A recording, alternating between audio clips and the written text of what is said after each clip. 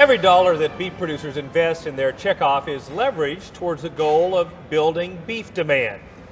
Joining me now to talk more about these efforts is Kim Brackett, chair of the Cattlemen's Beef Board, and Polly Ruhland, CEO. Thank you, ladies, for being with us here today. Thank you. Kim, let's start with you. As one of the producer leaders of the Cattlemen's Beef Board, tell folks a little bit about your operation in the Northwest. Well, my husband and I, we have 4 children, and we own and operate a cow-calf and stock operation. We're based in Idaho and California. And tell folks what it's like to lead this organization, and perhaps more importantly, what would you identify as some of the key achievements during your tenure? It is an amazing honor to serve as chairman of the Cattlemen's Beef Board. It has been a responsibility that I didn't take lightly over the past year. You have to really make sure that all of the decisions that your officer team makes are in the best interest of the entire cattle industry, and at the same time maintain your focus on what the checkoff is tasked with doing, increasing beef demand. For achievements, when I look back over my time on the Cattlemen's Beef Board, I can see several achievements, but they might not be visible to all of our stakeholders. For example, we have improved our internal processes, which has really helped increase the cohesiveness on our board. We've reached out to different industry organizations, which has helped us to improve the checkoff's relationship with all of our stakeholders. And we have changed our committee structure, which has allowed us to more tightly align with the strategic goals of the long-range plan. Polly, you're the CEO of the Cattlemen's Beef Board. Tell us about some of the other work that the Beef Board does. Well, the Beef Board is in charge of administrating the Beef Checkoff Program, which means that we oversee contractors who do the actual program work. We also work on collections compliance, making sure that everybody pays their fair share, and evaluation of programs. So every program that the Beef Checkoff funds is evaluated at least annually for effectiveness, and those are published evaluations. Those are just some of the things that the Beef Board is in charge of as part of the checkoff team. You know, there's some very important meetings going on, obviously, right here in San Antonio that will determine the future of the beef industry. And I would be interested to hear from both of you, what kind of consumer trends do you see occurring that are going to impact our beef industry? Polly? Well, I think one of the most important consumer trends that we've seen over the past year is our focus, like a laser, on millennials, specifically older millennial parents, as a focus for the beef market. Now, the operating committee, the producers on the operating committee last year made a very important strategic shift to focus on millennials in the digital space that they live in.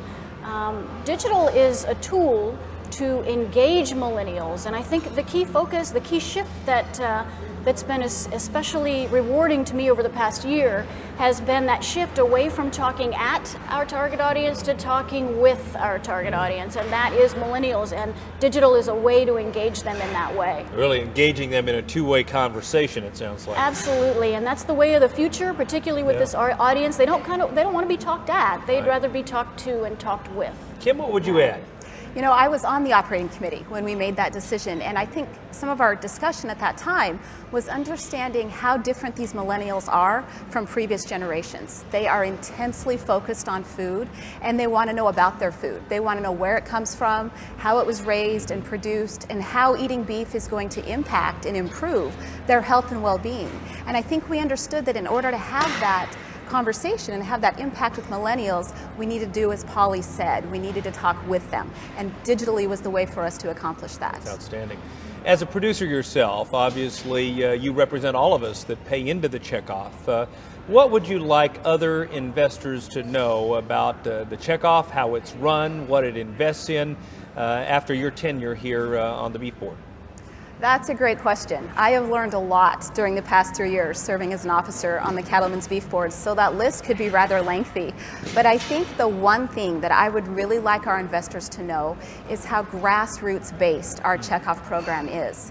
When you look at all the folks who serve on our joint checkoff committees, and they're people from all over this country and from every segment of our industry, it's those producers on those committees who make the decisions about priority programs for the next fiscal year, which priorities are most important in the next fiscal year based on our consumer landscape. They weigh in heavily on which programs should be funded in that fiscal year. And then they follow up and they do the evaluation of those programs. Were those programs effective? Did they meet their stated objectives? And to me, that's what a grassroots-based checkoff program looks like. And Polly, what would you like investors to know about how their checkoff dollars are being utilized? You know, the most important thing I think that a lot of investors don't realize, besides the things that Kim mentioned, is that all the decisions in the checkoff are based on research. In other words, producers read market research. Producer leaders understand product research and safety research and nutrition research.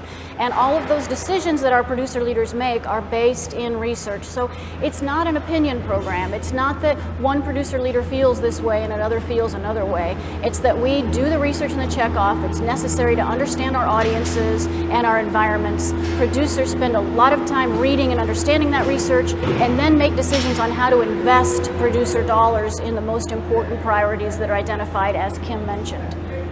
Well, I certainly compliment you for continuing to encourage the demand for beef, even at times of record high prices, and we appreciate all that you've done to help our industry thrive and succeed.